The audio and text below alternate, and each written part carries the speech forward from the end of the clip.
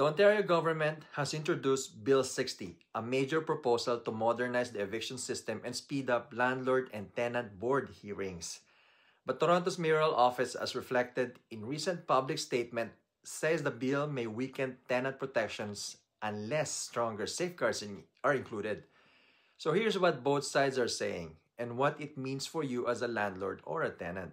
According to Ontario government, the Bill 60 aims to reduce landlord-tenant board delays, streamline eviction process, standardize documentation, and crack down harder on bad faith evictions. From the provincial's perspective, the goal is efficiency and balance. Now, the mayor's office is concerned that number one, evictions may become easier, especially for large building owners.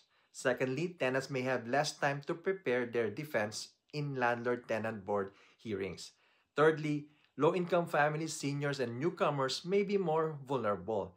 Lastly, efficiency could override procedural fairness. And the core message from city leadership is that tenant protections must be upheld, not weakened.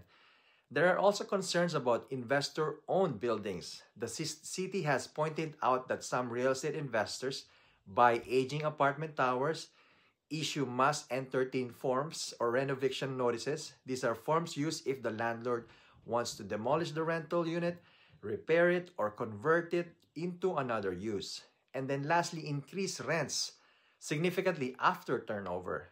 Bill 60 could unintentionally accelerate displacement if not monitored carefully. Now, these are my thoughts. This isn't simply a landlord versus tenant issue. It's a system stability issue, and both sides feel the pressure differently. Bill 60 can succeed, but only if reforms improve efficiency and protect vulnerable renters. Clear information and early guidance will matter more than ever.